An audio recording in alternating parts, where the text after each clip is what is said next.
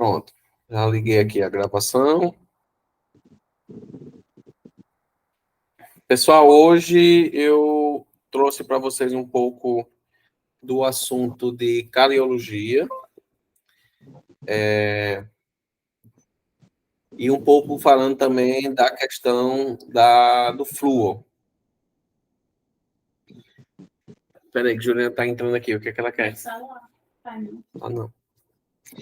Então, nós vamos falar um pouquinho de cariologia e um pouquinho de flúor. Então, são assuntos recorrentes dentro dos concursos públicos, tanto para dentista como para técnico de saúde bucal. Mas, propriamente dito, flúor sempre vai cair. É um assunto recorrente. Sempre cai aí a questão do flúor. Então, é interessante que nós tenhamos esses assuntos assim bem claros na nossa mente no dia da prova. Primeiro ponto que nós teremos que observar é o que nós chamamos de doença cárie, ou seja, a cárie dental, a doença cárie dental, ela é, na verdade, um processo, certo? É considerada uma doença bucal, ela é causada pela placa bacteriana, né, que hoje nós chamamos de biofilme. Então, pode ser que vocês acabam ouvindo, lendo na prova, né, falar de biofilme. Nós ainda vamos falar um pouco mais de biofilme em outras aulas, mas já tem aula gravada lá que fala de biofilme também, que são as doenças biofilme dependentes. O que é que quer dizer isso? São doenças que vai depender da presença do biofilme, né? E esse biofilme, que há muito tempo atrás era chamado de placa bacteriana, ela é a agregação de bactérias. Então, na nossa boca, né, ela é completamente repleta de diversos números de bactérias, né? Nossa boca ela é repleta de bactérias. É por isso que a pessoa não pode estar se associando muito, por exemplo, com vou usar enxaguante bucal que elimina 99,9% das bactérias da boca. A nossa boca, ela é ambiente natural de bactérias. Então, nós temos bactérias lá que convivem conosco há muito tempo. São bactérias que, quando estão sob controle, elas não trazem nenhum malefício para nós. Então, é comum. Então, nós temos a formação desse biofilme, que é a agregação dessas bactérias juntamente com substrato, enzimas, proteínas, que formam essa capa, né, que se gruda ao dente, chamado biofilme. O biofilme, ele não é inicialmente prejudicial ao dente. Ele precisa passar por um processo de maturação, um processo de evolução, de sucessão bacteriana, que as bactérias vá se substituindo uma por uma mais patogênea, até chegar a um processo que venha causar algum dano ao dente. Por isso que nós recomendamos, né, os técnicos de saúde bucal podem também fazer essa recomendação, né, lá na lei que fala das possibilidades de atuação do técnico de saúde bucal, que é a orientação da escovação. A escovação dentária, ela vai fazer a remoção, o controle mecânico desse biofilme, ou seja, removendo o biofilme, e aí a pessoa mantém ele num estágio inicial sempre, que não vai ser prejudicial. Não escovei o dente um dia, 2 dias, aí ele começa a poder causar aí um malefício para o dente. Então, são doenças, então vamos ver, hoje começando com a cariologia, mas eu ainda vou falar de doença periodontal, que no caso nós vamos falar da gengivite, da periodontite, que também são doenças biofilme dependentes.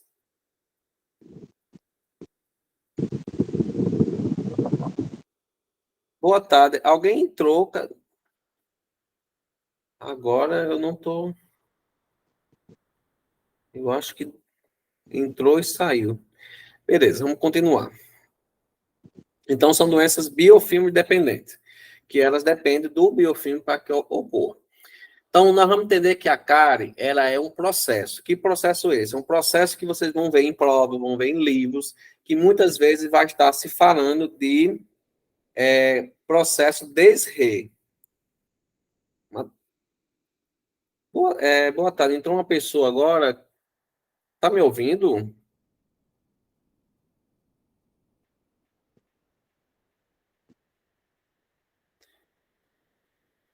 Daria Dantas. Alguém conhece? Está me ouvindo?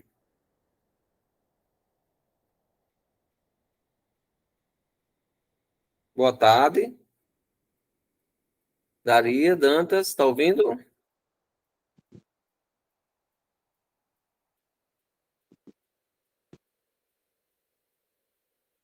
Pessoal, eu vou fazer a remoção porque, assim, no curso não tem ninguém com esse nome inscrito. Como ela não está respondendo aqui, vou fazer a remoção. A pessoa, caso a pessoa se identifique depois, aí eu permito a entrada novamente. O curso é fechado, essas aulas não vão ter acesso a outras pessoas que não estejam no curso. Certo, então, continuando. Nós vamos ter que pensar também na Karen, né, como um processo desre. Processo desre. Vocês vão ouvir muito esse termo, que é uma abreviatura do processo de desmineralização e remineralização. O dente, para ele poder ter a sua cárie instalada no dente, ele tem que passar por uma desmineralização. O dente vai perder seu mineral. E quando o flúor, a saliva, a escovação, o creme dental age no dente, ele passa por um processo de remineralização, ou seja, o dente ele volta a ter os seus minerais, certo? Então, o processo DESRE é a abreviatura de desmineralização e remineralização.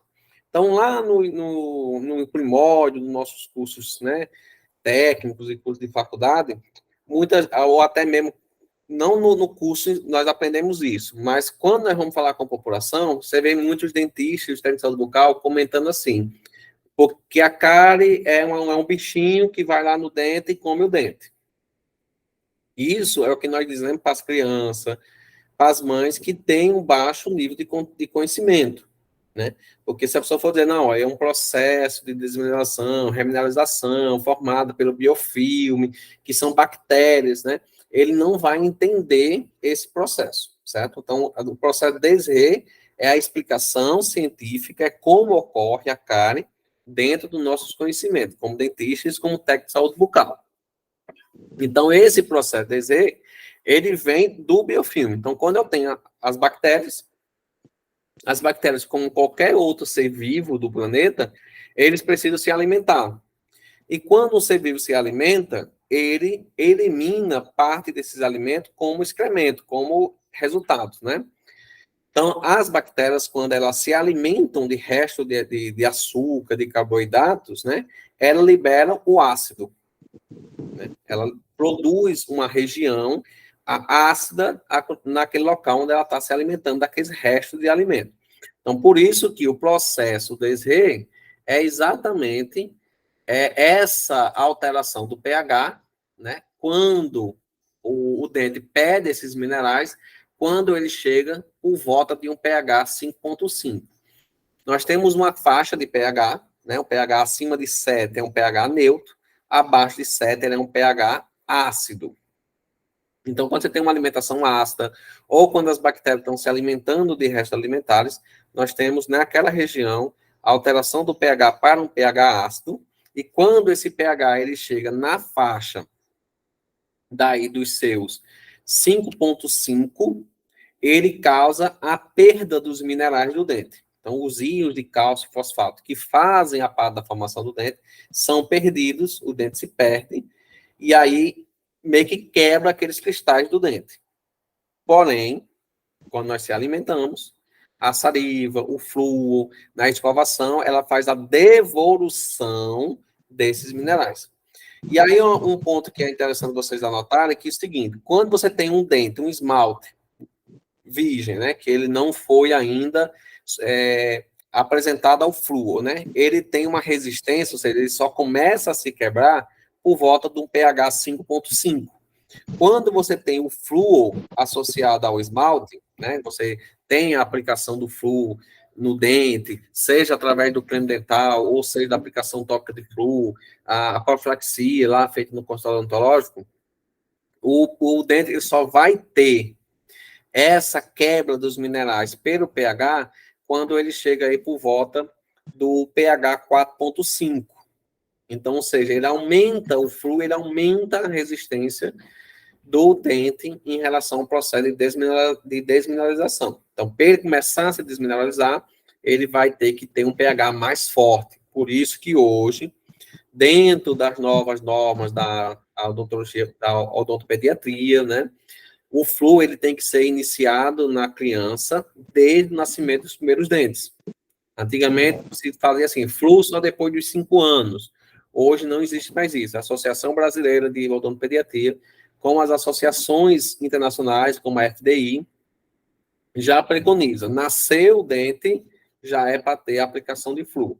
O que muda é a quantidade, mas já tem a criança ela já tem que ter fluo aplicado no crânio dental desde o seu nascimento do seu primeiro dente direito, porque ele vai fazer com que haja esse aumento da resistência de 5,5 para 4,5 de resistência à perda de mineral.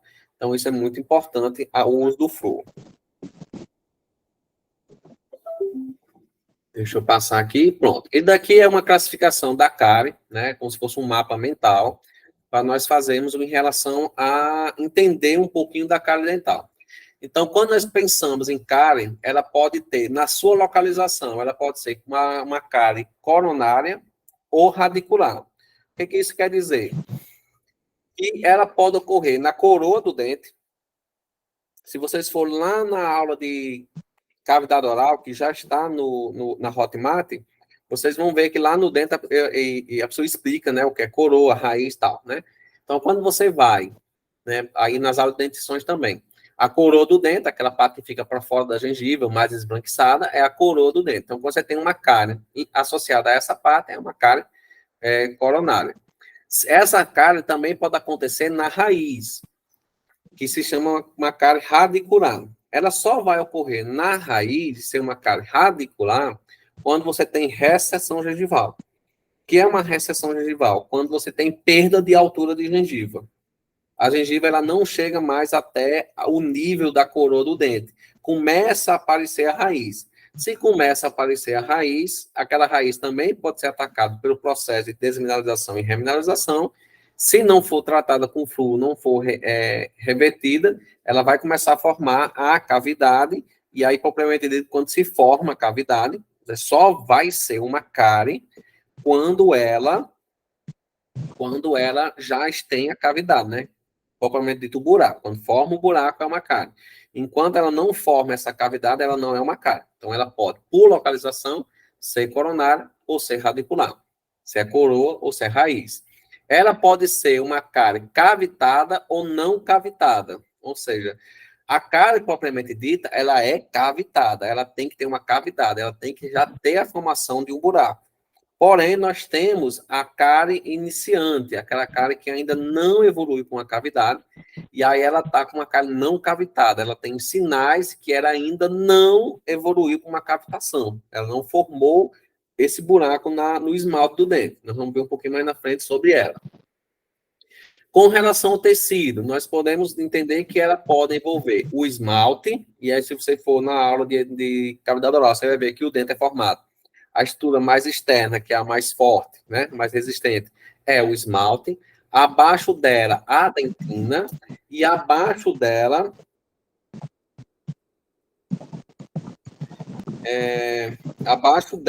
é a questão do cemento. O cemento é mais relacionado à raiz do dente, certo? Mais raiz do dente. Deixa eu só liberar aqui um negócio aqui no computador. Então, você tem que lembrar que a cavidade oral é a cavidade mais externa, e a cavidade e a dentina fica abaixo, e o cemento é o que reveste a questão da raiz.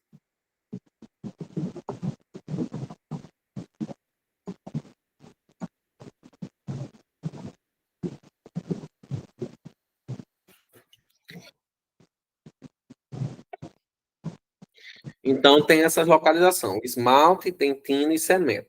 Dentro dessa parte, nós temos que atentar ao seguinte: o esmalte, como eu falei, é a parte mais resistente. Dentina, ela é menos resistente, o cemento ainda menos. Então, nós temos que entender que, como o esmalte ele é mais resistente, pode acontecer de a pessoa ter um processo de cárie no dente e ele passar por um processo que a pessoa chama de cone invertido. Ou seja, como o esmalte é muito resistente, ela pode iniciar só um pontozinho e ir aumentando em direção ao cemento. Então, vamos supor que eu vou tentar desenhar um dente aqui. Né? Vou tentar aqui desenhar um dente aqui. É meio difícil, mas vamos supor que aqui seja um dente. Meio feinho, mas é. Essa primeira parte aqui, vamos supor que seja o esmalte. Então, dessa outra linha para cá é a dentina. Então, aqui nós temos o esmalte e aqui nós temos a dentina. Então, como o esmalte é mais resistente, muitas vezes ele começa com um pontozinho e vai aumentando à medida que a sua resistência vai diminuindo. E quando chega no esmalte, ela evolui mais rápida. Deixa eu só corrigir aqui. Vou pegar aqui uma borracha. Então, muitas vezes ela está com um pontozinho. Você vê, é só aquele pontinho preto no esmalte, né? Mas muitas vezes é aquele pontinho preto, ele vai avançando, né? Aqui a cárie, até chegar na dentina, né? De maneira pequena. Quando chega aqui, que a dentina é menos resistente, ela acaba fazendo daqui. Ela acaba tendo um desgaste muito grande. São os casos que, quando a pessoa está na clínica odontológica, o paciente diz, tem só um pontinho preto. E quando a pessoa vai lá e bota a broca, o dente está todo oco por dentro. Exatamente porque quando passa dessa dentina,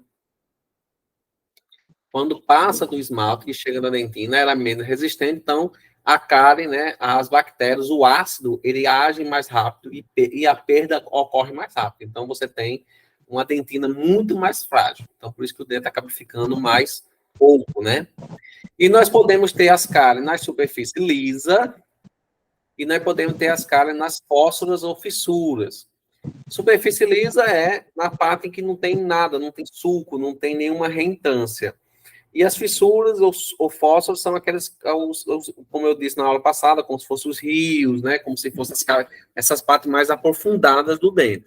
Então, são as cáries, ela pode ocorrer mais propriamente dito nessas regiões, nas regiões mais profundas, onde é mais difícil de você fazer essa higienização. Nós também temos a possibilidade de ter uma cárie ativa e inativa. Então, hoje em dia, nós temos uma odontologia muito mais conservadora. Não sei quem trabalha com odontologia, com dentista, se já observou que muitas vezes o dentista ele está fazendo a remoção de uma cárie com a broca, ele olha com o espelho, pega o escorador, dá uma raspadazinha lá dentro do dente, joga um ar, vem com o espelho, e muitas vezes você está lá do lado, aspirando, né, fazendo a aspiração da cavidade oral, olha por dente e você vê que o dente ainda está escuro, ainda tem material escuro dentro do dente. E aí, de repente, o dentista faz a restauração em cima daquela parte escura. Eu já tive situação que a técnica de saúde bucal vem me perguntar, mas não precisava tirar aquela parte preta do dente que ainda estava lá? E aí nós temos que ter ideia se ela está ativa ou inativa.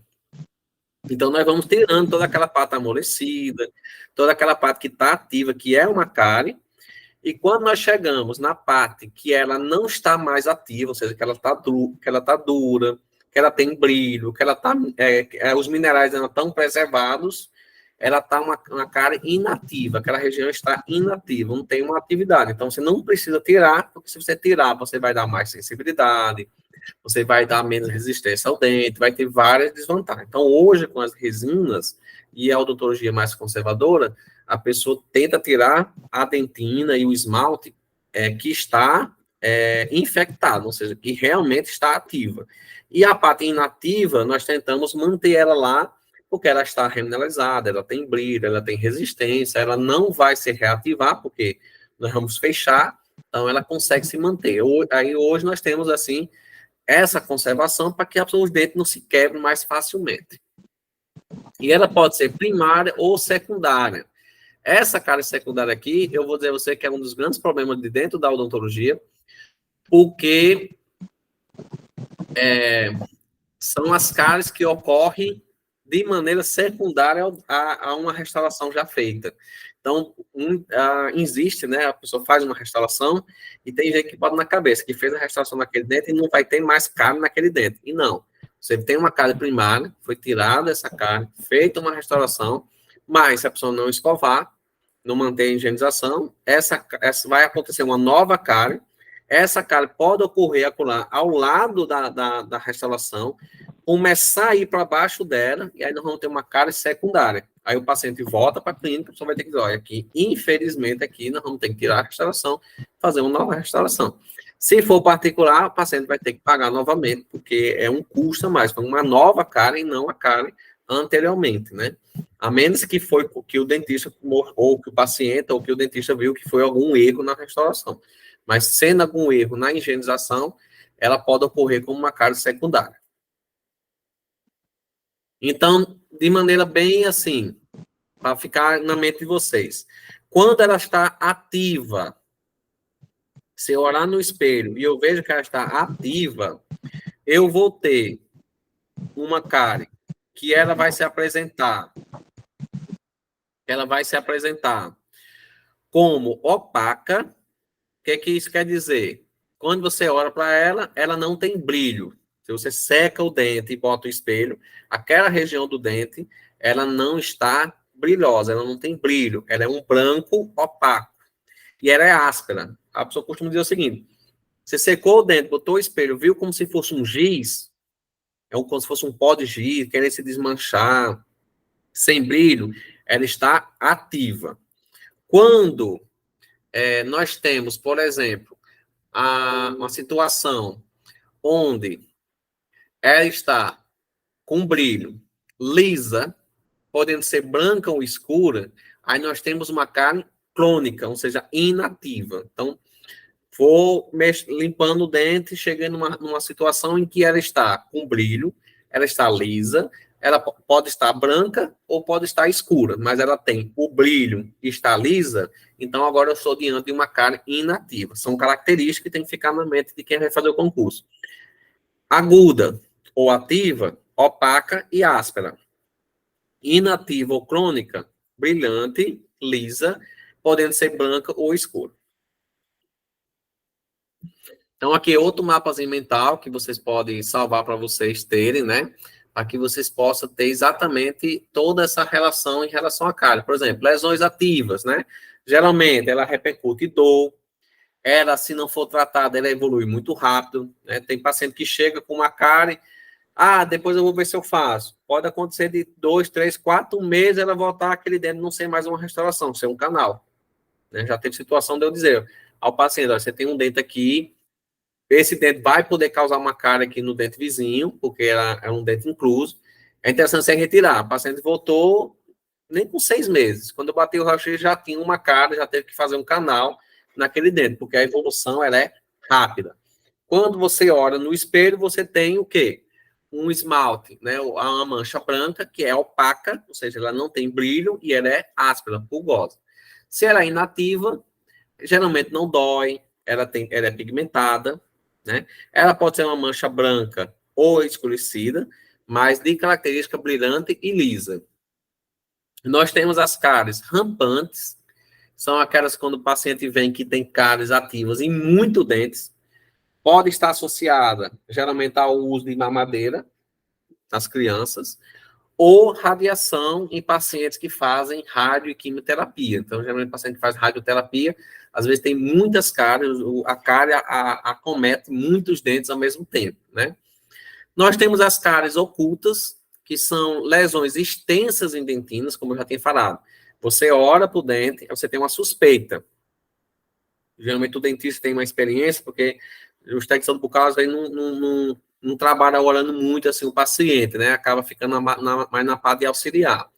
Mas quando você olha o dente e você vê que tem uma área mais escurecida no dente, mais esfumaçada, vamos dizer assim, que você pode fazer um raio-x, aí você vai ver o quê? Quando você faz o raio-x, você vê que o dente está oco por dentro, ou seja, é uma cárie oculta, você não está conseguindo ver, porque ele está no esmalte, foi resistente, ele só fez um furozinho, mas dentro, quando chegou na dentina, que é mais frágil, ela se espalhou, deixou o dente oco. Então, nessa situação também nós damos o nome de cárie oculta. E como eu falei, a cárie primária ou secundária, você tem uma cárie primária, você fez uma restauração, o paciente não cuidou bem, não usou fio dental, não escovou bem, ele pode vir ter uma nova cárie naquele mesmo dente. Então, nós temos que sempre dizer isso para o paciente, ó, eu sempre termino o atendimento e digo ao paciente, ó, tá feita a restauração, você tem que tomar cuidado. Eu até brinco, ó, imagine que o que Deus fez, a bactéria foi aí e conseguiu destruir, imagina o que eu fiz, né? Ela está resistente, está bem feita, mas você tem que tomar cuidado, porque não pode acontecer uma nova cárie aí, porque às vezes o paciente tem a ideia de que fez uma restauração naquele dente, nunca mais vai ter nada naquele dente.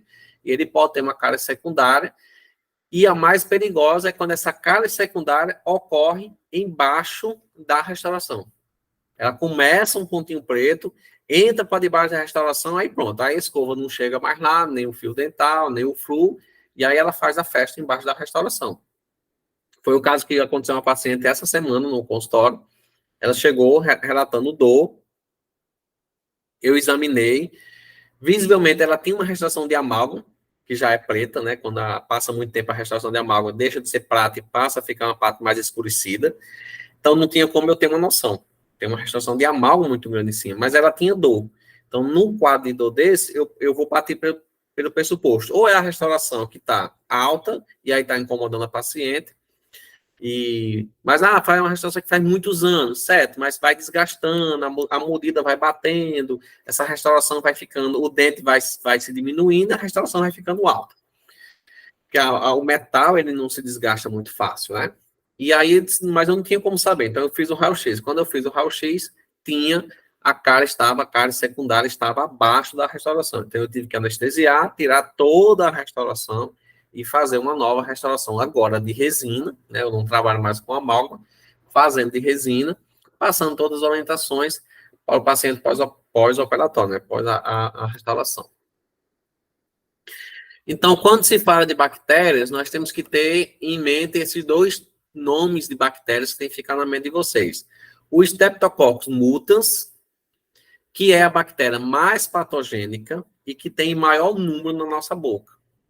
E os lactobacilos, que é quando a pessoa tem um consumo muito alto de açúcar. Então, se eu fosse examinar microscopicamente as bactérias da boca de uma pessoa, todo mundo aqui, eu, vocês e a maioria da nossa família, a maioria da população de Apodi, de Mossoró e da região do Rio Grande do Norte, nós vamos ter em nossas bocas o Streptococcus mutans. Mas se não formos ter uma escovação, uma higienização boa, ela vai sair do controle e vai causar cárie devastosa na nossa boca. Então, nós temos que manter o cuidado. Quando a pessoa tem muito consumo de açúcar, ela vai ter a presença do lactobacillus, mas ela não vai ser em tanta quantidade quanto o Streptococcus, ela vai ser em menos quantidade. Régia, pode falar. Professor, voltando ao assunto da cárie primária e secundária. No caso, a secundária, eu entendi, é quando você já tem um dente restaurado, e mesmo assim pode ser que crie ali uma nova cárie, ou ao lado do dente, ou no mesmo lugar, ou por trás da restauração. Para ela ser secundária, ela tem que estar ligada à restauração. Ela tem que estar ligada onde já tinha uma cárie antes. Se ela for, por exemplo, você tem uma cárie você tinha uma cárie na oclusal, você fez a restauração, e agora apareceu uma cárie, por exemplo, na região cervical, ou seja, na vestibular, perto da gengiva, ela é uma cárie primária. Ela está começando pela primeira vez naquele local. A secundária, ela tem que estar associada a uma restauração.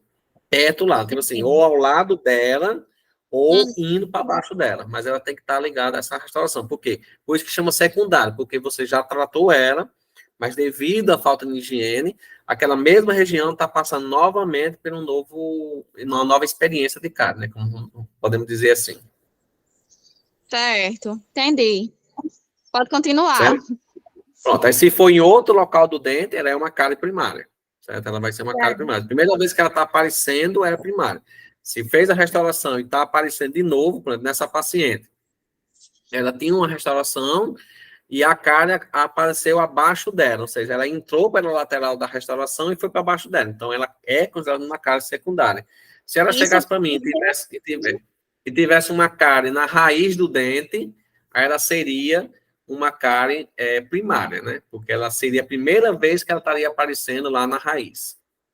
antes eu, assim, era tão inocente que eu achava que onde tinha sido restaurado não tinha possibilidade de criar uma cárie ali por baixo ou pertinho. Mas já faz tempo isso, né? Que eu achava que não, né? Não acontecia. Mas no caso, quando a gente não faz a higienização correta ali no local, vai criar novamente, né? É porque ela é um. Tipo assim, você tirou a cárie, o dentista tira a cárie daquela região, faz uma restauração. Mas as bactérias, ela continua na boca. A pessoa vai continuar a ter o Streptococcus e o Lactobacillus vão estar presentes na boca da paciente. Ela vai continuar se alimentando, vai continuar comendo carboidrato, vai continuar comendo açúcar. E se ela, naquela região, ela descuidar, tendo resto de alimento, tendo bactéria, ela vai poder ter uma nova cárie naquele local. Isso é comum, a maioria das pessoas que não tem um certo estudo, e aí eu acho que existe um erro muito grande hoje por parte de alguns dentistas. Quando eu não trabalho no serviço público, já faz 4 anos que eu não trabalho no serviço público. Então, eu gostava muito de conversar com os pacientes, explicar. Então, eu fazia o pré-natal odontológico, fazia acompanhamento de crianças até 4, 5 anos, para explicar essas situações. Hoje em dia, acaba que os técnicos de saúde bucal, as prefeituras, né, e as clínicas empurram muito mais para a parte de cuidar do consultório, de material. Os dentistas também, hoje, estão se importando muito mais com áreas que dão dinheiro, então, harmonização, lente de contato, implante, e acaba não tendo aí, por parte essa conversa tão boa com os pacientes, explicando. Então, muitas vezes o paciente faz uma restauração, volta com 3, 4 anos, porque eu fiz uma restauração aqui e ela caiu. Aí a pessoa vai ter que explicar ao paciente, ela não caiu por si só, alguma coisa aconteceu. Quando a pessoa vai olhar, tá lá, tem uma cárie no dente. Meu penso, infelizmente é uma nova cárie, uma nova restauração. Se você quiser, eu faço. Isso eu pego muitos pacientes de outros dentistas de 3, 4 anos atrás que chegam achando que é porque a restauração se soltou, né? Não entende que a cárie pode ocorrer novamente, né? Isso.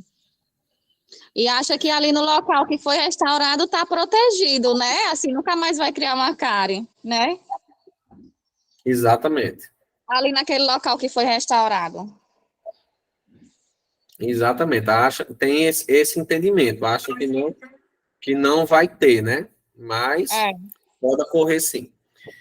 Então, com relação às bactérias, pessoal, tem esses dois nomes em mente, Streptococcus mutans e Lactobacillus, são as mais comuns, sendo que o Streptococcus é a mais patogênica, é a que vai estar mais associada à cárie dentária e que vai estar em maior quantidade de número. E o biofilme, como eu já tinha tratado no começo da aula, é esse revestimento incolor, macio, pegajoso, que se adere aos dentes. Você terminou de comer, está formando o biofilme. Você escovou os dentes. Algumas horas depois da escovação de dente, ela já está se formando novamente. Por isso que a pessoa diz, tem que escovar a cada 3 vezes ao dia, para que você mantenha esse biofilme aqui controlado, ou seja, que a quantidade, ela nunca chegue tão alta. Pode falar de novo, Regi. Professor, sobre também, eu já vi, né? Eu não sei onde foi que eu li que a questão da escovação após a alimentação, ela tem que ter por volta assim de meia hora após a alimentação para poder a gente escovar, isso é verdade? Na faixa de 15 minutos, pelo menos 10, 15 minutos. Por conta do esmalte que Nós pode, estamos estudando pode. agora, nós entendemos que a cárie, ela ocorre pelo processo de desmineralização e remineralização. A É, desmineralização, ela vai ocorrer, se você usa flúor, ela vai ocorrer por volta de uma acidez de 4,5. Se vamos dizer que você tomou Coca-Cola tem uma acidez por volta de 3,5, 4. Uma Coca-Cola. Ela é ácida. Ela tem por volta de 3,5, 4 de acidez. Então, se o dente começa a desmineralizar, nós entendemos que a cárie é o processo de desmineralização através dos ácidos da bactéria. Então, se nós estou dizendo que quando você tem fluo, ela desmineraliza em média com um pH de 4,5, então, se eu tenho uma alimentação ácida, seja com alimentos industrializados, né, Coca-Cola, refrigerante, sucos ácidos, sucos cítricos, sucos comerciais, a própria alimentação, sanduíche, tá? Essa alimentação, ela deixa a boca ácida. Então, se ela deixa a boca ácida, ela está amolecendo o esmalte, ela está fazendo a desmineralização do esmalte. Ela está quebrando os cristais do esmalte. Não é só a bactéria que vai quebrar. Se eu tenho se eu tomo uma Coca-Cola, ela está também desmineralizando meu dente. Só que a nossa saliva, ela possui uma função que é chamada função tamponante, função tampão, que a solução tamponante, né, na química, é aquela solução que quando você joga no ácido, ela neutraliza o ácido e leva ela para um pH neutro. Então, nossa saliva, ela tem condições de neutralizar. Assim, neutralizar os ácidos e devolver para a cavidade aqueles minerais, né, perdidos. Então, por isso que a pessoa espera, em média, 10, 15 minutos, pelo menos, para que a saliva faça esse controle. Você tomar uma água, fazer um bocheirozinho com água, cuspir, esperar uns 10, 15 minutos, aí você vai escovar com o creme dental, que aí vai reforçar, né, vai levar fluo e assim por diante.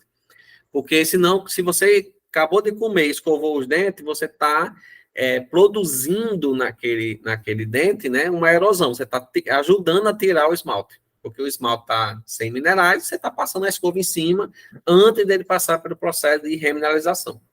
Então, por isso que você recomenda. A minha vida inteira, assim que eu como, eu escovo logo. Escovo logo. Pronto, aí a partir de agora você tem que entender que tem que esperar um pouquinho, né? Ó, pessoal, e daqui é a imagem de um dente. Então, nós temos a dentina, que é essa parte mais esbranquiçada. Ela é muito mineralizada, muito minerais, é bastante dura. Aí nós temos a dentina e a polpa. A polpa é onde vai estar o nervo, a veia, a artéria, vai estar nessa parte da polpa. Então, a cárie dental, quando ela começa no esmalte, ela tem uma resistência maior, então ela começa sempre pequena. Então, quando ela chega na dentina, ela se espalha. Quando ela chega vamos dizer assim, no esmalte, ela tem uma certa resistência. Então, ela não dói tanto ainda. Mas quando chega na dentina, ela já começa a doer. Ela já começa a causar um pouquinho de dor no paciente.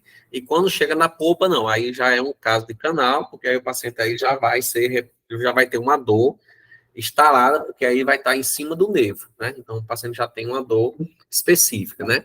Aqui na lateral da raiz, eu vou ver se eu boto aqui o laserzinho para vocês conseguirem ver. Essa partezinha mais azulada aqui é exatamente o que seria o cemento. Então, o cemento, ele é um pouquinho mais resistente do que a dentina, mas é mais fraca do que é mais resistente do que a dentina, mas é mais fraca do que o esmalte. Então, se essa gengiva aqui, ela tem uma recessão, se ela perde a altura dela, ela fica mais ou menos 3 milímetros, quase meio centímetro acima da coroa. Se ela, por alguma doença, que nós vamos ver, que é a periodontite, ela desce e deixa a raiz exposta, essa semente é menos resistente. Então, se é uma cárie aqui consegue quebrar a resistência do esmalte, ela vai conseguir quebrar muito mais fácil a resistência do semente e chegar na polpa mais rápido. Então, muitas vezes o paciente chega com uma cárie radicular e ela evolui muito rápido. Se a pessoa não tratar, o paciente pode voltar em poucas semanas já com dor, porque é menos resistente e mais fácil da cárie chegar na polpa. Aqui, ó, mostrando o processo. Então, quando você tem alimentação, né, sua alimentação, o dia a dia, a fala, o biofilme, as bactérias, eu tenho um processo de desmineralização, processo né, desmineralização. Então, eu estou perdendo cálcio, então, o ácido está agindo em cima do dente, quebrando o cálcio e o fosfato, né, porque o nosso dente é formado de íons de fosfato de cálcio, né? O P representa o fósforo, né? E o Ca o cálcio. Então, eu estou perdendo esse fósforo e esse cálcio. Quando eu tenho o uso da saliva, eu tenho o uso da água enxaguante, o creme dental, eu vou ter a devolução, esse cálcio e esse fósforo vai ser devolvido ao dente, e aí ele passa pelo processo de remineralização. Então, a cárie, ela só acontece se esse processo aqui de perda for maior do que o processo de ganho. Então, se eu tenho uma desmineralização maior do que a remineralização, a cárie se forma. Se eu tenho a desmineralização ocorrendo igual com a remineralização, não tem cárie. Se a remineralização for maior do que a desmineralização, não acontece cárie. A cárie só vai ocorrer se a desmineralização eu perder mais mineral do que eu vou adquirir. Lembrando que quando eu faço a escovação de dente, esse fósforo, né, esse fosfato aqui, que é o fósforo, ele é trocado pelo flúor. Então, aqui eu tenho, por exemplo, o fosfato de cálcio, íons de fosfato de cálcio. Quando eu tenho o uso do flúor, eu vou ter o fluoreto de cálcio. Eu vou trocar o fósforo por flúor. Por isso que ele vai ser mais resistente, porque o flúor é mais resistente do que o fósforo. Então, vai ser mais resistente. Certo? Para você ter uma ideia, para vocês anotarem, é o seguinte, atentar que quando você tem o fósforo e o cálcio, nós temos a substância chamada hidroxiapatita. Então, de que é formado o dente? Se o dente é formado com íons de fósforo e cálcio, eu tenho a hidroxiapatita. Quando eu tiro o fósforo e coloco o flúor através da escovação, eu vou ter agora a formação. No lugar de eu ter a hidroxiapatita, eu vou ter a fluopatita. A fluopatita ela vai ser mais resistente do que a hidroxiapatita. Então, por isso que hoje se utiliza flúor em diversas creme dental, água, alimentos, para que a pessoa tenha flúor e esse dente fique mais resistente. Novamente aqui, ó, se eu tenho ácidos agindo no dente, eu tenho a lesão branca inicial, porque eu perco o cálcio e o fosfato.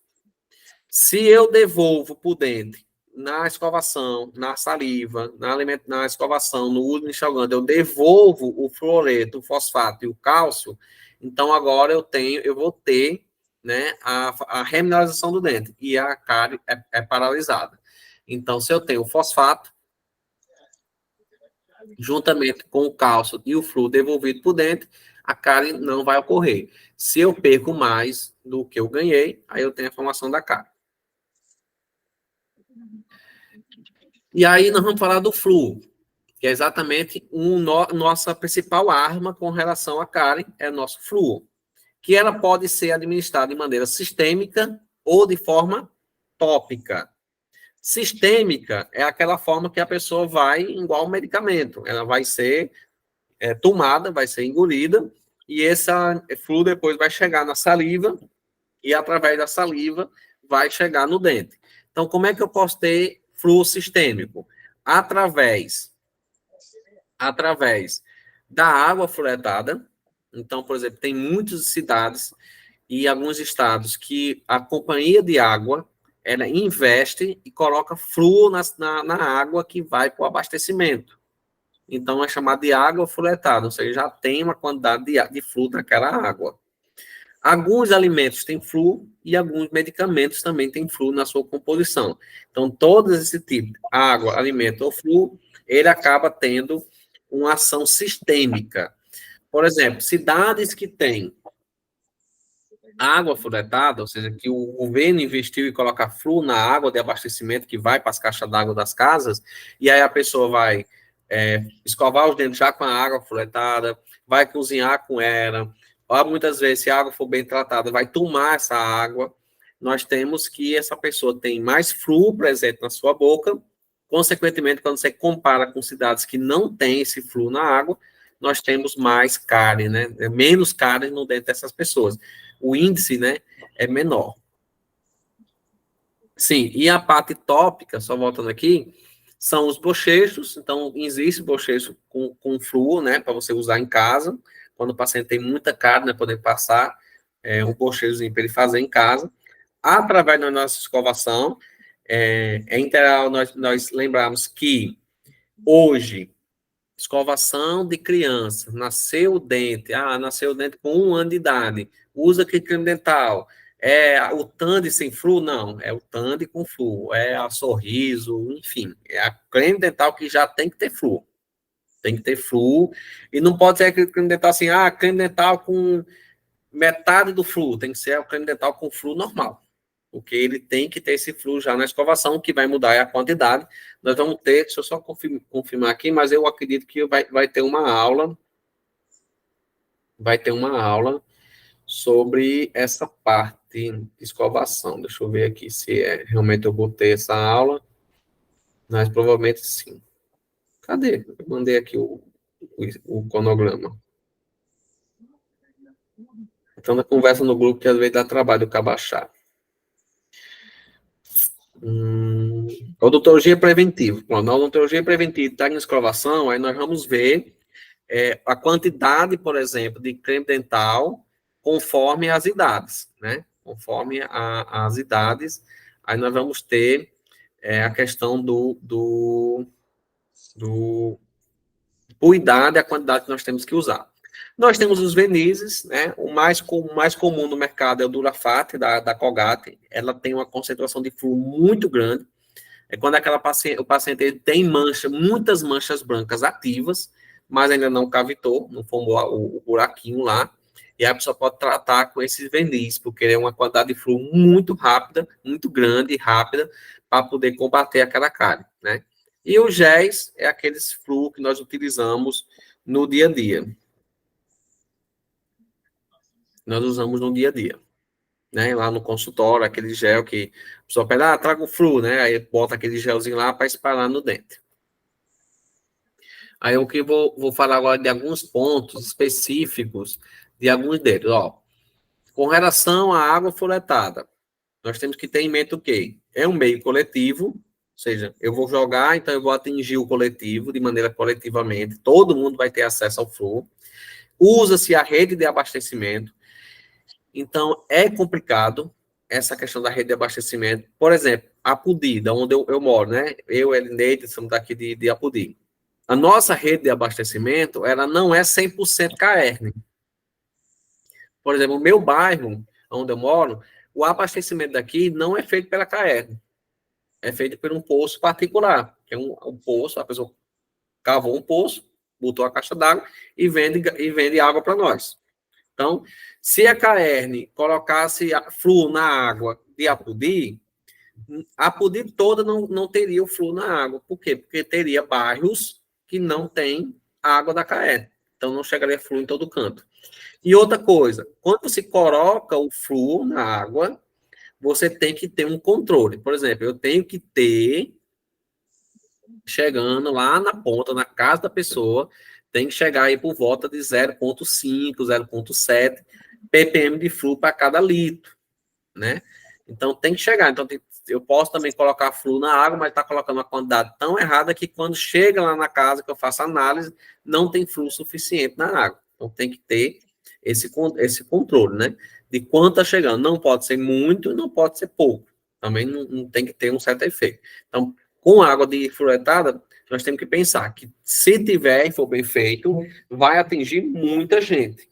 E quando consegue atingir muita gente, nós temos que essa cidade tem muito menos pessoas com cárie do que cidades que não têm. Mas aí depende. A cidade tem que ser totalmente abastecida com essa água. Em Apodi, por exemplo, seria uma dificuldade, porque teria que ter a água da Caerne fluoretada, mas também os outros bairros que tem água por poço particular, esse pessoal também teria que colocar também, senão não teria o mesmo resultado. Quando você vem para os cremes dentais, o principal ponto para a escovação é a escova de dente, né? E aí nós temos que lembrar, nós vamos ter uma aula de escovação de dente, de técnica de escovação, mas nós temos que se lembrar o seguinte, escova de dente, ela tem que ter cabeça pequena, cerdas macias, pontas arredondadas. Então, cerdas macias com ponta arredondada e cabeça pequena. Principal ponto, escovação de dente. Eu esqueci meu creme dental. Lá no meu trabalho, às vezes, que eu trabalho no IFRN, o pessoal chega e assim, Tiago, você não tem um creme dental aí, não? Porque eu esqueci meu creme dental. Eu disse, você pode escovar com a escova só com água. Só molhar a escova e escovar. Porque se ela vai conseguir quebrar esse biofilme, se ela vai conseguir tirar o biofilme, se quebrar, bagunçar ele, soltar ele do dente, já faz algum efeito. O creme dental, ele é importante para ajudar na remoção, ele ajuda na remoção, mas o principal é a escova, por isso nós chamamos de remoção mecânica, que é através do movimento da escova que o biofilme se solta. O creme dental, ele ajuda, porque ele tem uns materiais abrasivos que ajudam a raspar o dente, mas o creme dental, o mais importante dele é o fluoreto de sódio, que é o nosso flu, que está lá no creme dental, que ele tem que ter por volta de 1.000 a 1.500 ppm de flúor. Tem um creme dental, e o creme dental está lá, tem 500 ppm de flúor, não é efetivo. O estudo mostra que ele não tem tanta capacidade de proteger quanto de 1.000 a 1.500 ppm. Então, a criança, vou comprar outro que tem 500, 400, 600, não, você vai comprar o que tem pelo menos 1.000. O que você vai fazer é o uso conforme idade, a quantidade conforme a idade, certo? E nos enxaguantes, nós temos os de uso diário, então, o paciente chegou no consultório, tem muita cárie, aquela criança tem muita cárie, então o dentista ele pode prescrever o enxaguante de flúor. Se for para ele usar diariamente, é 0,05. Se for semanal ou quinzenal, ele tem que ser aí na faixa aí de 0,2%. Então, flúor para usar diariamente, 0,05. Meu amigo, já caiu em vários concursos a concentração do flúor. Diário, para usar todo dia, 0,05%. De 15 em 15 dias ou semanalmente, 0,02%. Então, é uso conforme indicação. Amanhã eu vou procurar a farmácia e vou comprar. Não. É conforme indicação. Então, quando tem uma indicação, né, quando o paciente tem muita cárie, por exemplo, uma criança chegou, o paciente tem muita cárie e diz que tem dificuldade de escovar, então você pode passar o enxaguante de flúor para ele poder dar uma quebrada nessa resistência das bactérias, né, através do flúor. Então, é conforme indicação, não é qualquer pessoa, nós aqui adultos que tem uma escovação razoável, não precisaríamos utilizar. E aí vem o gel, verniz e gel. Verniz, ele é muito alto, ó. Um creme dental tem por volta de 1.000, 1.500, um creme dental. Para você ver um verniz, que é para fazer um ataque forte em cima da cárie, ela tem 22.600 ppm de flúor. É tipo assim, praticamente aí 20 vezes mais do que o creme dental. Exatamente para dar um ataque forte em cima da cárie. E o gel, aquele que nós usamos razoavelmente, ela tem aí uma variação de 0,9% a 1,23%. Pessoal, vamos lá. Aquele mito que acontece no dia a dia, todo mundo comenta. Já faz 6 meses que meu filho aplicou flúor, tem que aplicar flúor de novo. Não funciona dessa maneira. Quando nós fazemos a profilaxia, uma raspagem, nós fazemos a aplicação tópica de flúor. O paciente fez hoje uma aplicação tópica de flúor com um gel de 1,23%. Daqui a 2 meses ele pode fazer de novo? Pode. Daqui a 1 mês ele pode fazer de novo? Pode. Por quê? Porque se você for pegar aqui, ó, você vê que semanalmente eu posso ter 0,2. Então, num mês, 0,2. Toda semana, num mês, dá 0,9. Ou seja, se eu pegar um enxaguante desse e passar para a pessoa usar uma vez por semana, no mês ele vai ter em volta aí de 9. O gel é 0,9. Então, teoricamente, um gel faz aplicação mensal. Por isso que uma vez eu peguei uma briga, eu quase que eu apanho de uma dentista bem idosa, que se formou há muito tempo, porque na reunião ela era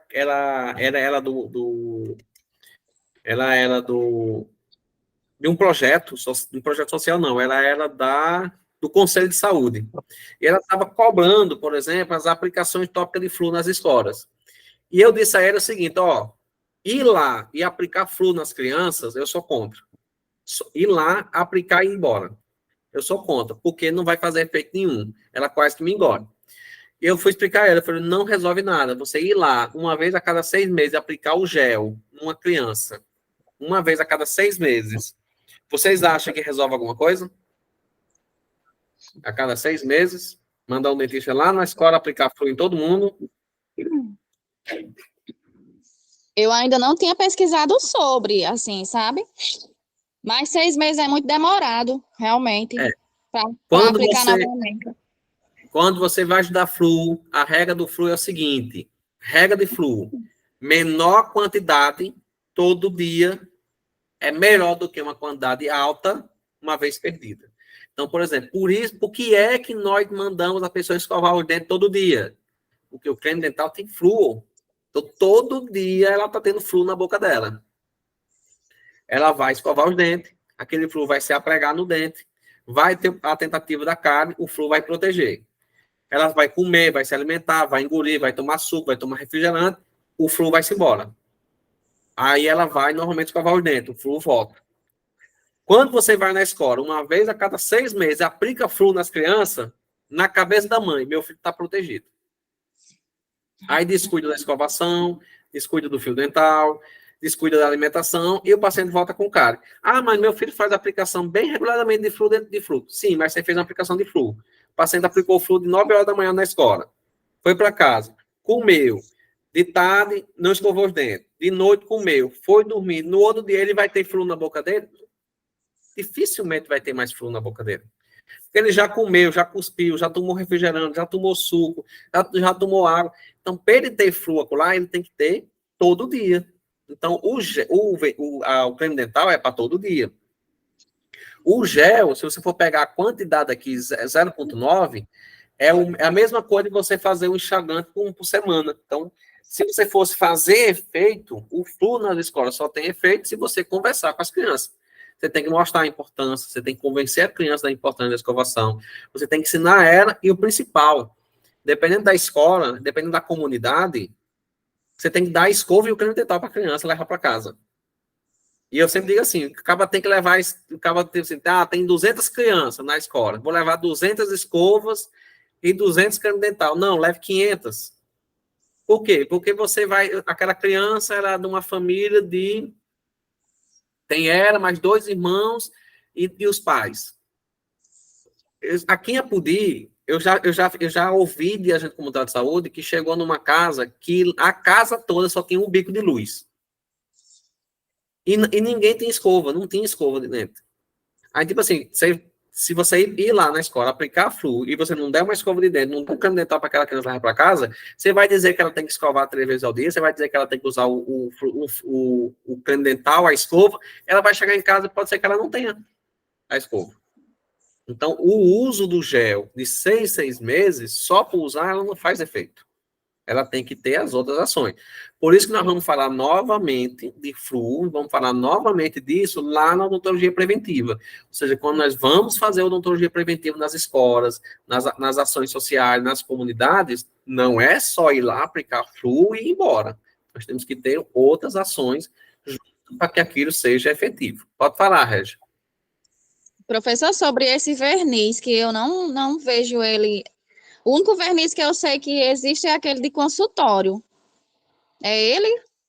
O verniz que você está falando é o verniz cavitário. Quase não se utiliza mais. Antigamente, o verniz cavitário que você está falando é o verniz que geralmente se utiliza antes da restauração de amálgama. Antes de botar o amálgama, se coloca o verniz. Não é aquele. Verniz fluoretado, o mais comum é o chamado Dulafate, que é da Colgate. Ele é como se fosse um creme dental, mais fluido, só que a concentração dele é 20 vezes mais forte do que o creme dental. Então, geralmente, a pessoa nem tem. Eu nem tenho no meu consultório. Porque é só um caso quando o paciente chega lá e tem uma cárie lá que eu quero fazer um tratamento. E, por exemplo, lembra que o paciente chegou, está com uma lesão branca, sem brilho e áspera. Branca, opaca e áspera. É uma cárie, é uma mancha ativa, é uma cárie ativa, mas ela não formou o buraco ainda, não formou a cavidade. Então, nessa mancha branca ativa, eu podia passar o verniz lá. Na hora que eu passasse o verniz 2, 3, 4 vezes, essa mancha branca, ela deixaria de ser branca, opaca, áspera, e passaria a ser branca, lisa, com brilho. Então, ela deixaria de ser ativa e ficaria inativa. Então, geralmente, o verniz é para a pessoa inativar uma cárie. Ou seja, eu tenho uma cárie inativa, ativa, e quero deixar ela inativa. Então, eu uso o verniz. Só que o que é que acontece? Por que que eu não tenho? Porque as pessoas não têm um cuidado tão grande com os dentes, que muitas vezes, quando chega no consultório, já não é mais uma mancha branca. Já é uma cárie cavitada, já tem um buraco feito. Então, no buraco feito, eu não consigo mais usar o verniz. Ele não devolve o que você perdeu. Ele só quebra a resistência daquela mancha. Então, se está só na mancha, eu posso usar o verniz. Mas se já formou o buraco, eu tenho que fazer uma restauração. Então, é muito raro você ver. Mas é interessante que você entender que ela tem uma concentração acima de 20 mil ppm de flúor. Né? Porque é para realmente você fazer a inativação das manchas. Certo, pessoal, vamos aqui um pouquinho mais para frente, deixa eu ver o que eu tenho mais aqui para vocês, para nós ir para as questões. Pronto, agora já são as questões. Vou resolver aqui algumas questões com vocês, de maneira bem geral, flui de maneira bem geral. Essa primeira questão que eu trago para vocês é a seguinte, ó, as opções a seguir apresentam métodos para prevenção da doença cárie, baseado na utilização de fluoretos. À exceção de uma. Pessoal, bem tem atenção quando você estiver fazendo a prova. Vocês têm que entender se ela quer a resposta correta ou a resposta errada. Quando diz assim, a exceção, exceto, a falsa, alguma coisa assim, nesse caso ela quer que você marque qual é a que está errada. Qual dessas não é um meio para você prevenir a cárie? Então, vamos lá. Cárie dental. Tem uma cárie. Se eu uso flúor tópico, eu estou prevenindo a cárie? Estou. Sim. Se eu aplico verniz, também estou prevenindo. Se eu passo bochecho para uso em casa com flúor, também estou prevenindo. Se eu faço a fluoretação da água, eu estou também fazendo a prevenção. Daí, a D seria errado, ou seja, seria a exceto, a utilização de serantes resinosos. Então, pessoal, antigamente se preconizava muito se fazer serantes nos dentes como forma de prevenir a cárie dental. Os serantes, eles não previnem a cárie. Ele evita que a cárie vá ocorrer num local complicado. Nós temos o sulco, né? O dente tem aqueles cantos mais profundos. Então, onde é que eu coloco o cerante? Naqueles lugares profundos do dente, né? Naquele sulcozinho profundo, para que a cárie para que a sujeira não entre lá para dentro e fique difícil da escova passar e limpar. Mas ela não previne a cárie, porque ela só vai prevenir que a cárie aconteça naquela canto fundo, mas ela vai poder acontecer em qualquer outro lugar do dente. Então, a cárie, se a pessoa não escovar, ela vai acontecer. Não vai acontecer onde você botou o cerante, mas ela vai usar. Ela vai acontecer. Então, ela não previne, ela só evita que aquela pata oclusal do dente não seja afetada. Então, hoje não se preconiza muito, não se faz muito. Hoje se tenta fazer, só quando uma criança é autista, né, com um espectro autismo muito alto, uma criança que tem um déficit mental, não tem uma capacidade cognitiva muito grande para entender da importância da escovação, aí você faz os serantes para que, se acontecer a cárie, não aconteça num canto tão complicado, mas ela não previne. Então, aí a resposta errada seria a D, que é o que ele quer a que está errado. Então, utilização de cerante. Essa, pessoal, não sei se vocês assistiram a aula lá de legislação aplicada à técnica de saúde bucal.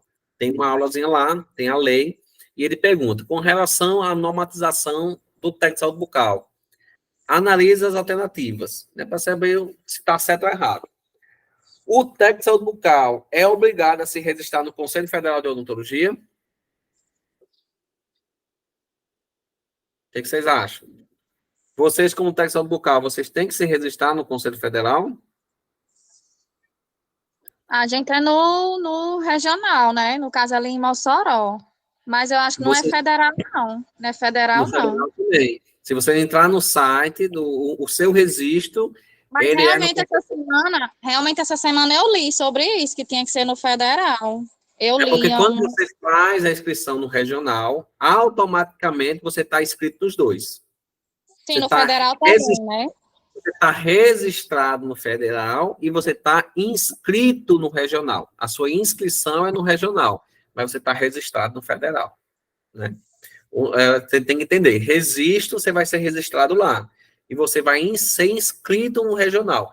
Aí o regional vai depender de onde você está atuando. Ah, eu trabalho no RN, mas também trabalho no Ceará. Então, você vai ter uma inscrição aqui e uma inscrição lá. Mas você só vai ter um registro lá em Brasília. O registro é só um. É tanto que quando vem o pagamento, o boletozinho para pagar, ele vem pelo CFO. Quem decide quanto é que vocês pagam, quanto é que nós pagamos é o CFO. Então, é o registro lá. Mas a inscrição ocorre nos estados, mas o registro é no federal. Então, vocês têm, e o dentista também tem que se registrar no federal, e vocês e nós, dentistas, também temos que se inscrever no regional. Então, o 1 e o 2 está correto. Tem que se Pronto, a letra registrar C. e tem que se inscrever no regional. Se registra no regional, se inscreve no regional. Ah, então quer dizer que eu tenho que ir lá no federal? Não. Você vai no regional, você abre o seu pedido, você paga as taxas e automaticamente você está inscrita lá e automaticamente o conselho regional manda para o regional o seu registro. Então fica registrado. Se você entrar lá no site do federal, vai estar lá seu nome com seu registrozinho bonitinho, certo? E o técnico de saúde bucal, ele pode exercer a sua atividade de forma autônoma, por conta Não, própria? não. Não. Só Vai ser pode assim. junto com o dentista. Então, a resposta aqui, letra C. Somente a 1 e a 2 está correta. Certo? O técnico de saúde bucal sempre tem que estar ligado a uma clínica odontológica, né? Ligado a uma clínica odontológica e ligado a um dentista ou a um consultório, né? Não pode oferecer, eu vou sozinho para a escola fazer odontologia preventiva. Não, tem que estar associado a um dentista. Com relação às atividades que competem aos TSBs, diga se é V ou para verdadeiro, F se for falso. O TSB pode realizar todas as atividades que são estabelecidas para os ASBs? Tudo que o ASB pode fazer, o técnico pode fazer? Não, tem algumas coisas que não. O TSB pode fazer todas as atividades que o ASB pode? Sim, pode sim. Pode. O Pode sim. TSB, ele pode fazer tudo que o ASB pode. Agora, o contrário, não. O ASB não. O ASB ele não pode fazer o que o TSB faz, mas o TSB pode fazer o que o ASB faz. Por isso que hoje, a maioria dos concursos públicos são para TSB. Porque se eu botar ele para auxiliar um dentista, ele pode. O técnico de saúde bucal pode ir para uma escola fazer palestra? Pode. O dentista pode estudar com o TSB, fazer um esquemetazinho, ver como é que vai ser a aula dela, o que é que ela vai fazer, quais são as ações que ela vai fazer, e o TSB, depois de tudo orientado e tudo conversado com o dentista, o TSB pode ir. Mas se eu tiver um auxiliar, o dentista pode ir numa sala aplicar flu e o auxiliar pode ir na outra sala aplicar flu? Não, o auxiliar não pode ir aplicar flu na outra sala. Mas o técnico de saúde bucal pode. Então, por exemplo, quando eu ia para as escolas, com a minha técnica de saúde bucal, eu ia aplicando flu numa certa quantidade de crianças, ela já ia aplicando flu em outras crianças. Se fosse um auxiliar, eu não poderia pedir. Seria contra a lei, né? Eu não poderia pedir para o auxiliar fazer isso. Então, a 1 é verdadeira. O TSB pode fazer remoção de biofilme de acordo com a indicação técnica definida pelo dentista? Eu acredito que sim. Acredito que sim. O técnico de saúde bucal pode fazer limpeza. Se o cirurgião dentista estiver ali do lado, né? Orientando, tudo direitinho, pode. O técnico de saúde bucal pode fazer limpeza. O dentista não precisa estar na sala. Eu tenho uma clínica, tem 4 cadeiras. Eu posso estar atendendo aqui um paciente, fazendo uma extração aqui na cadeira, com o auxiliar do meu lado, e a técnica de saúde bucal pode estar na outra sala fazendo as limpezas nos pacientes. Assim, vamos supor, clínica de ortodontia. Aí o paciente vem, vai fazer a manutenção do aparelho, não é preciso fazer a limpeza. Se eu tenho 2 cadeiras, eu posso pedir para a técnica de saúde bucal fazer a limpeza, enquanto eu vou fazendo manutenção de alguém que não precisa da limpeza. Quando ela terminar a limpeza, eu vou e faço a manutenção. Eu sempre brinco assim nas aulas do curso técnico, quando eu dava aula no curso técnico. Eu tive umas turmas em Mossoró e aqui em Apodi. Eu brinco o seguinte: vocês podem, só que eu só acho justo vocês fazerem se vocês ganharem. Então, por exemplo, a minha técnica de saúde bucal pode fazer raio-x. Eu até expliquei para a minha técnica de saúde bucal que eu vou ensinar ela a fazer raio-x, porque tem dia que eu não estou na clínica e chega alguém para fazer o raio-x. Lá na clínica, quando o dentista vai e faz o raio-x, ganha metade. Então, tipo assim, o raio-x é 30, 15 é para quem fez, 15 é para a clínica. Então, eu vou ensinar ela a fazer. Eu disse, olha, quando você fizer, vai ser a mesma coisa. Se você, o paciente chegou aqui, eu não estou aqui, você faz o raio-x, você vai ganhar metade. Agora, não vai ganhar. Então, eu não faria. Se eu não vou ganhar, eu não faria, entendeu? Mas vocês podem fazer. Mas eu acho que só compensa fazer se for ganhar. Né? Não acho justo fazer e não estar recebendo. O TSB pode realizar suturas?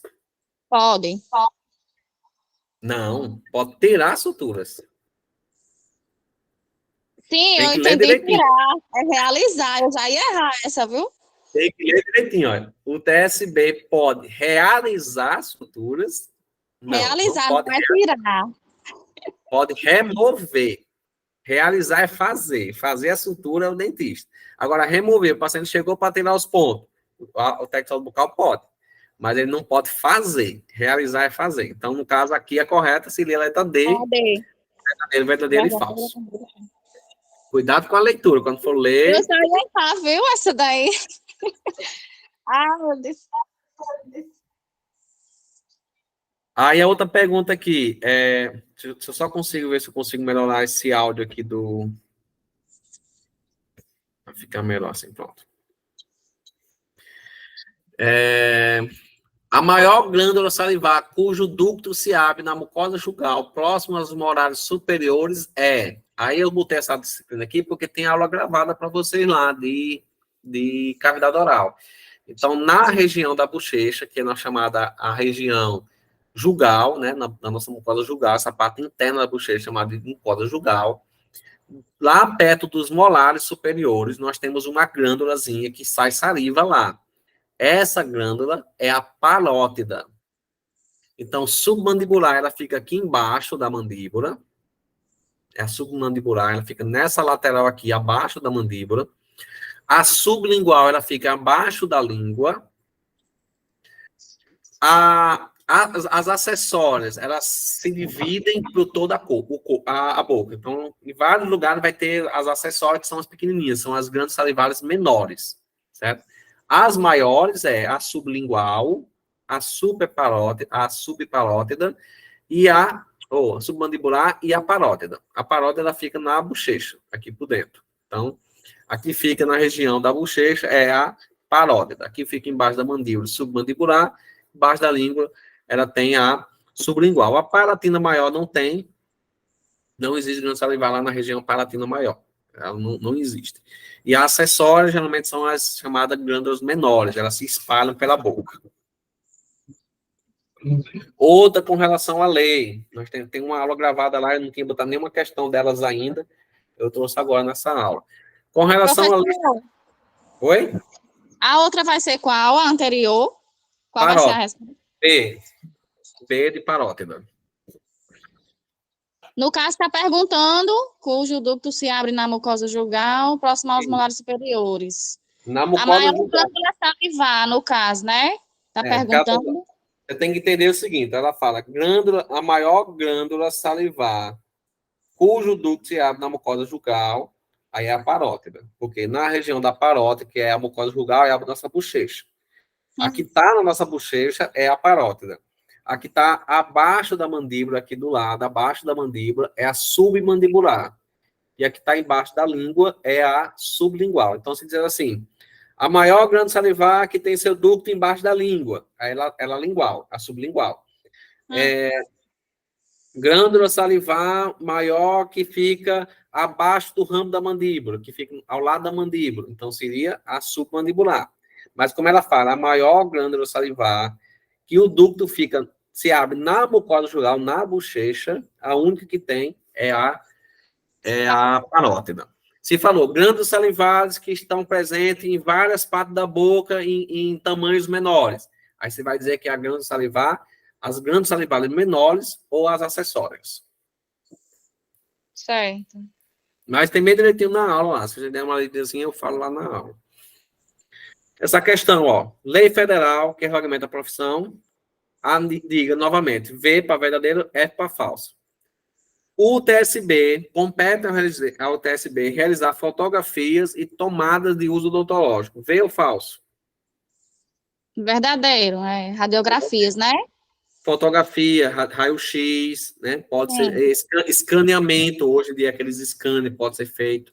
Então, o que pode ser feito tomadas de uso odontológico. Você não pode fazer, por exemplo, vou fazer um escaneamento de seio, de escaneamento de ouvido. Não, aí não é de uso odontológico, mas o que for para odontologia, o TSB pode fazer. O TSB não pode realizar isolamento do campo operatório. Verdadeiro ou falso? Eu acho que isso aí não pode realizar, realmente. Acho que não pode. Você acha que ele não poderia realizar? Isolamento do campo operatório. O dente que vai ser restaurado, por exemplo? Sim. Vixe, eu não me lembro. Isolamento do campo operatório. Cadê as outras meninas, hein? Que não fala, só quem fala sou eu. Mas está correto, não pode, certo? Não pode realizar isolamento do campo operatório. Ele só pode. o dentista, não é que pode, é só o dentista que pode. Certo? Ele não pode realizar, ele pode fazer aspiração, controle da umidade, mas o isolamento do campo operatório não, certo? Porque geralmente utiliza campos, alguns instrumentos mais, ele pode preparar, pode fazer o preparo do lençol, pode fazer o preparo do material, mas é o dentista que faz o isolamento. O TSB pode exercer todas as atividades, todas as suas competências no âmbito hospitalar? Não, essa daí eu acho que não. Dentro do hospital pode, o TSB pode atuar dentro do hospital. Não pode atuar como técnico de saúde bucal. Pode falar, Dália. Dália levantou a mão. Pode falar, Dália. Não. Não estou conseguindo. O microfone não está dando certo. Não sei o que está acontecendo. Tá o quê? O microfone dela não tá dando certo, ela Mas disse. eu tô ouvindo agora. Eu estava ouvindo. Eu também ouvi ela. Oi? Tô Vocês estão ouvindo. me ouvindo? Todas as suas competências no âmbito hospitalar. Sim, tipo assim, essa outra é como se tivesse, por exemplo, um consultório no hospital. Por exemplo, um hospital faz um concurso para TSB e para dentista. Aí é competência, por exemplo, o TSB pode fazer aplicação topo de fluxo? Pode. Aí os pacientes estão internados, o dentista diz, passe nas salas aí dos internados, faça a escovação dos pacientes e aplicação topo de fluxo. O dentista pode. Nesse sentido, né? Por exemplo, o dentista vai levar um paciente para o centro cirúrgico para fazer a extração do dente. O TSB pode ir lá auxiliar, ajudar o dentista a fazer a extração do dente? Pode. Tudo que ele pode fazer na odontologia, ele pode fazer junto com o dentista dentro do hospital. Por exemplo, quando eu vou para um hospital, eu prefiro levar um TSB, que quando eu pedir, me traga um ácido, a pessoa sabe o que é. Me traga um adesivo, ele sabe o que é. Me traga um microbrush, ele sabe o que é. Se eu fosse para dentro de um centro cirúrgico, já fui fazer cirurgia de paciente, e aí, inclusive, restaurações de pacientes autistas dentro do centro cirúrgico, ele é anestesiado. Aí eu estou lá no centro cirúrgico, olha para o enfermeiro, olha para o técnico de enfermagem e diz, me traga aí um microbrush com adesivo. Ele não vai saber o que é. Então, por isso que o TSB ele pode ir para dentro do hospital junto com o dentista normal. Então, o correto aí seria letra C. Essa daí é bem importante. Eu já tinha visto já em algumas provas que eu li, mas eu não me lembrava da resposta. Se podia ou se não podia. Inclusive, tem concursos, né, que se abre aí em alguns municípios aí, exatamente para a TSB atuar no hospital. Então, vai ser a C, Isso, verdadeira. Lá da aula também de cavidade oral. As papilas linguais arredondadas que se localiza na parte posterior do dorso da língua.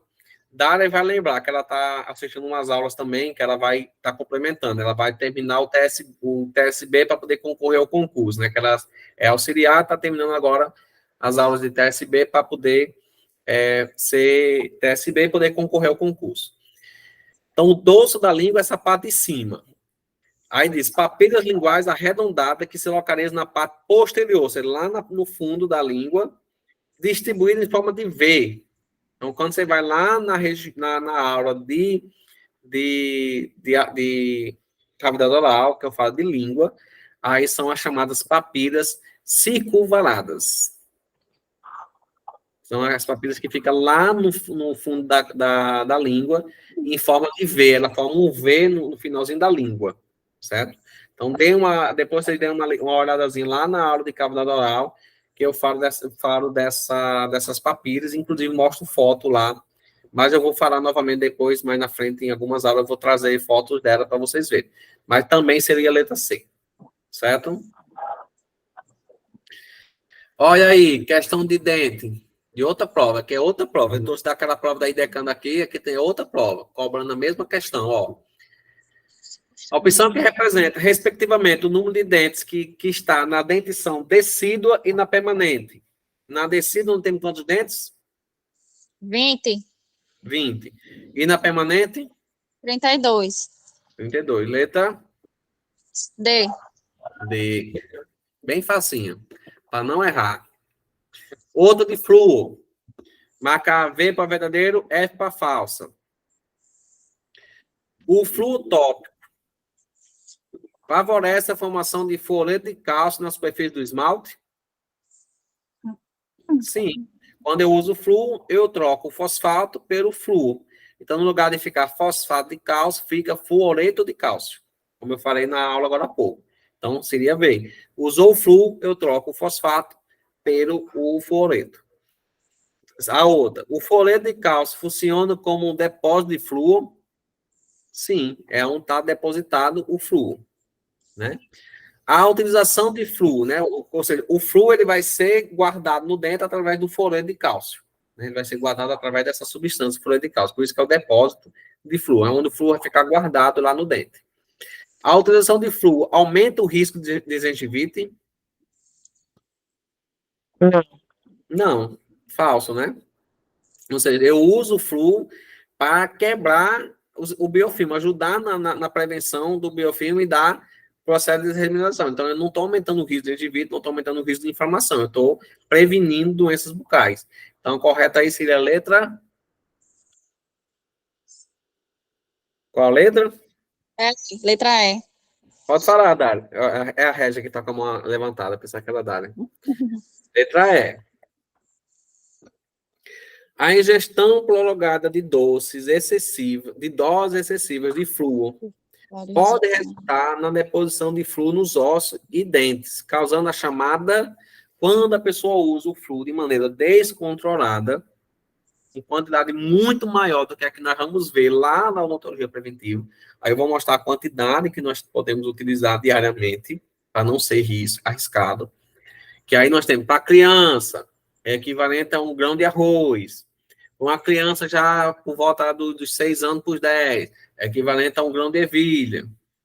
Então, um grão de arroz cozido. Um adulto, 1 grão de ervilha.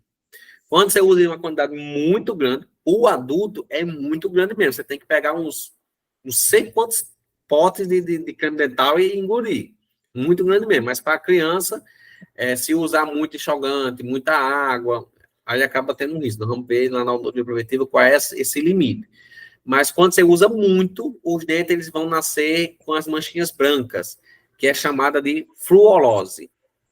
Você anota aí, essa fluorose... A letra C, vai ser a letra C, essa daí. Fluorose. Isso, que é quando esse flúor se deposita no osso ou se deposita no dente, causando essa mancha branca, é uma região que recebeu muito flúor durante a formação. Então, a fluorose, também nós vamos ver essa aula, na aula de doenças bucais, nós vamos falar dela também. Vamos falar da melogênese, vamos falar da dentinogênese, da pigmentação, pérola de esmalte, tudo isso nós vamos falar lá na aula de doenças bucais. A opção a seguir representa métodos de administração sistêmica de flúor, exceto uma, com exceção de uma, que é sistêmica. Sistêmica. Vamos começar de baixo para cima. Medicamento. Quando você toma um medicamento que tem flúor, ele é sistêmico? É sistêmico. Você tem que tomar, ele vai ser absorvido, vai para o sistema para poder chegar na boca. O remédio sempre é sistêmico. Você tem que tomar, ele tem que ir para o seu sistema circulatório para poder chegar na boca. Então, é sistêmico. Soluções fluoretadas. É sistêmico? Sim. Composição, comprimidos de fluoreto de sódio. Também. Sistêmico. Fluoretação da água. Colocar flúor na água que nós bebemos. Também. O que é tópico aí? Que você vai aplicar só no dente. Só vai aplicar verniz. Só o verniz fluoretado que você vai lá e aplica só naquele dente específico que você quer. Professor, essas soluções fluoretadas seria o quê? Porque eu chutei ela, não estou lembrando, não. Soluções fluoretadas são... Porque, assim, medicamentos, você tem comprimidos, você tem as DAGEs, né, que são aquelas plásticas revestidas, e você tem as soluções. Por exemplo, amoxicilina. Amoxicilina, você tem amoxicilina comprimido, você tem amoxicilina solução. Que as soluções é aquela medicação que você manipula, ela vem geralmente um pó, ou ela vem que você balança e toma. Aquilo é uma solução. Então, por exemplo, para criança, a pessoa passa a amoxicilina em solução, que ela vem ao potezinho, você mistura, balança e forma aquele líquidozinho. Aquele líquido é uma solução, porque você misturou duas coisas. É diferente do líquido. O remédio ele pode ser líquido. Você pode pegar, por exemplo, se você pegar, por exemplo, Novalgina, ele é um líquido, certo? Mas a amoxicilina em solução, ela vem a um pó, aí você bota água dentro, mexe, água mineral, mexe, ela vira uma solução. Então, solução fluoretada são remédios que teria flúor, mas que você vai tomar em forma de solução. Ela é em forma de líquido. Entendeu? Sim, certo. Por isso que ele fala. Esses três aqui é quase a mesma coisa. Aqui é medicamento, aqui é soluções, que também seria remédio, comprimido também seria remédio. Então, todos os três aqui são medicamentos com flúor.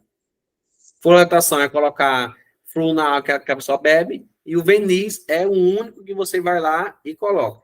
Aqui só estaria errada se fosse gel.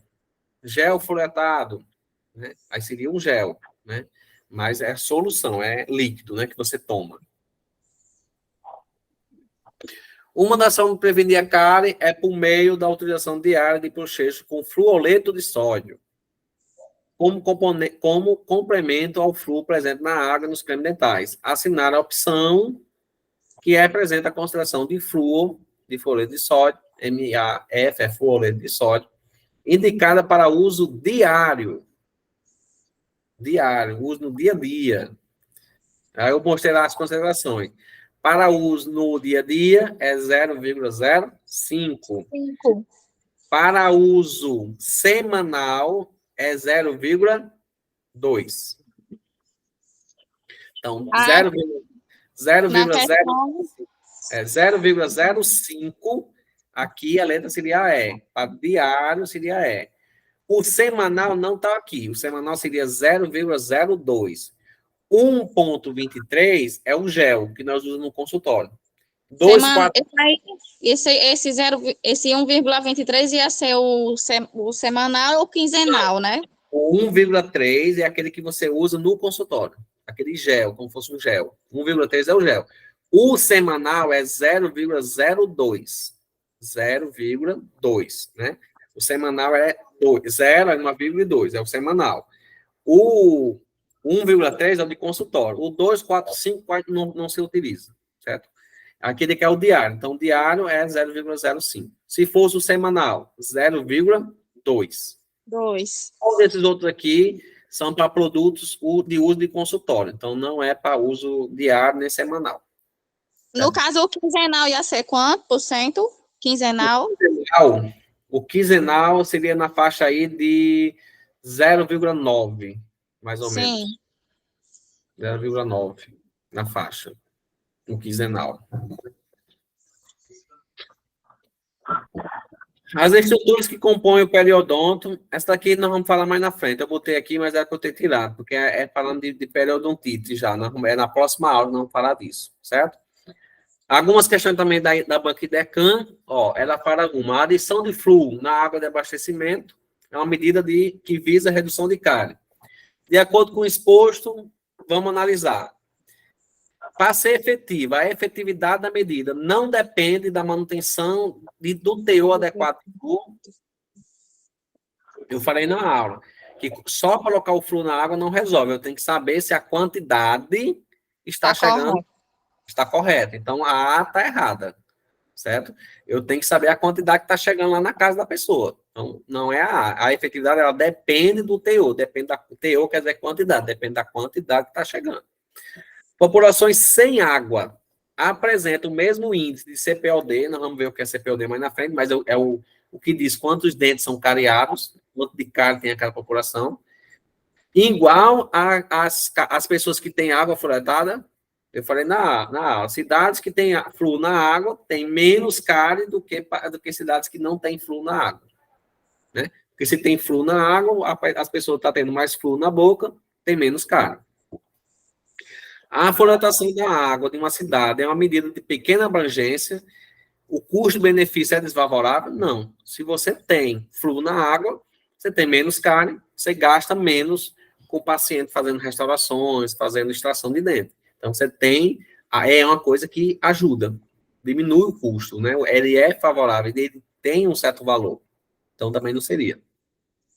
A D. Quando se ingere água fluoretada, o flúor vai para a boca pela saliva e age no processo de desmineralização e remineralização do dente. Foi o que nós vimos. Quando o flúor chega na boca, né? Você toma água, ela vai para o sangue chega na saliva e vai para o dente. Ela vai fazer o quê? Ela vai devolver os minerais que a desmineralização retirou. Então, ela vai atuar lá na desmineralização. Ela vai devolver o que o dente perdeu na desmineralização. A resposta correta é a letra D. Né? Foi o que nós, praticamente o resumo da aula de hoje, né? O flúor chega no dente e devolve o que o processo de processo de desmineralização retirou. Falei disso aqui também na aula de hoje. Característica de escova de dente: cerdas macias, pontas arredondadas e cabeça pequena. Aí ele quer saber a escova, qual é a característica boa de uma escova? Ponta ativa grande? Não, pequena. Tem que ser pequena. Cabo pequeno para pacientes adultos? Não, o cabo para adulto tem que ser um cabozinho maior, né? As cerdas tem que ser com pontas afiadas? Não, tem que ser o quê? Arredondadas. E as cerdas tem que ser? Macias. Então, a correta seria a letra A. Além dos métodos mecânicos de controle de biofilme, o controle químico pode ser utilizado em algumas situações. É uma bisbilida incorporada sob a forma de sal glicosato. Seu uso pode causar efeitos adversos, como descamação da bucal, pigmentação do dente, de restaurações ainda de perda do paladar. Pessoal, eu botei essa questão para destacar, porque eu vou falar também na aula de periodontia, mas só para destacar que quando a pessoa faz a prescrição de enxaguante, o paciente vai fazer uso de enxaguante, fazer bochecha em casa. Quando é com essa substância, nós temos que dizer ao paciente que utiliza a colápero no máximo 15 dias, porque ele pode causar perda de paladar, que é a clorexidina. Certo? A clorexidina ela é uma substância antibacteriana muito forte, ela elimina muita bactéria, mas ela por ser tão forte, ela causa essa descamação na língua e na mucosa, e pode manchar o dente, manchar a restauração. E aí a pessoa, no caso da clorexidina, a pessoa quando prescreve, só prescreve por no máximo 15 dias. Só um minutinho aqui, pessoal.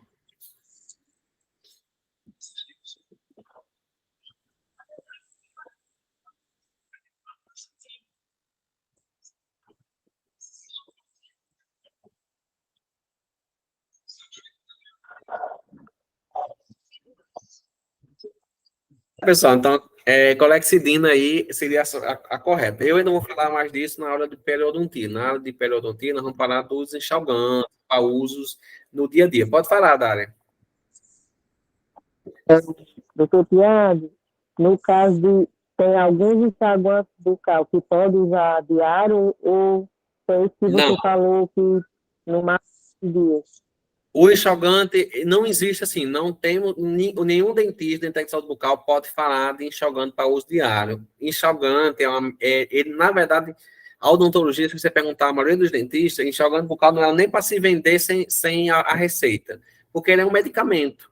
Ele é um antibacteriano, ele é para matar as bactérias que estão na boca. Então você só vai usar isso quando necessário. Por exemplo, eu nunca uso. Eu não tenho em casa enxaguante bucal. Eu faço a escovação, minha esposa é técnica de saúde bucal, está fazendo odontologia, né? Nos nossos filhos, nós mantemos a escovação adequada, fio dental e tudo. Eu Então, também não uso. não Eu se não faz uso. necessário, não se faz necessário para nós, se tem uma escovação adequada, não se faz uso necessário do enxaguante. Para que o enxaguante é necessário?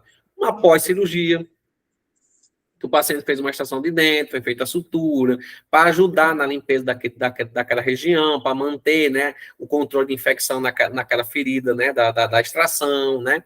Um paciente que não tem uma escovação de dente razoável, aí, dependendo de algumas situações, eu vou dizer, ó, você vai utilizar, por exemplo, o ticlozan, você vai utilizar o cetilpiridínio, aí a clexidina não, a clexidina eu vou ter que ter um controle maior, eu vou ter que usar de início para fazer um ataque, né, tirar aquele paciente da gengivite, da periodontite, mas depois eu vou trocar por um que ele pode. Quando? Quando o paciente tem paciente com deficiência mental, que a família não consegue higienizar bem, aí eu vou passar para esses casos. Mas em pessoas normais, não se fala em enxaguante para uso diário. Enxaguante é por indicação. Eu só indico meus pacientes quando ele faz uma extração. Aí eu peço para ele comprar do menorzinho que tiver para usar só naqueles 8 dias. Aí eu já passei situações assim, pacientes que têm paralisia mental, aí a família não consegue travar bem. Aí eu digo, use 10 dias passa um mês, depois use novamente, mas de maneira bem controlada. Porque ele é uma medicação. Então, se você usar de maneira descontrolada, o que é que vai acontecer? As bactérias ficam mais resistentes. Ela vai ganhando a resistência e daqui a pouco esse enxaguante não vai fazer mais efeito para ela. Pode parar, Dália. Entendi, doutor, entendi. Beleza? Deixa eu ver se tem mais alguma aqui. Beleza. Deixa eu ver se tem mais alguma pergunta para hoje. Pronto, pessoal. Por hoje seria isso. Eu não sei quanto tempo deu. Acredito que mais ou menos aí quase 2 horas, uma hora, mais de 1 hora e meia, né? Então, pessoal, seria isso para hoje. Eu agora vou ter que dar uma saidinha, porque eu vou ter uma formatura agora de uma turma de enfermagem aqui na cidade vizinha. Não é de saúde bucal, é de enfermagem. A turma está se formando hoje.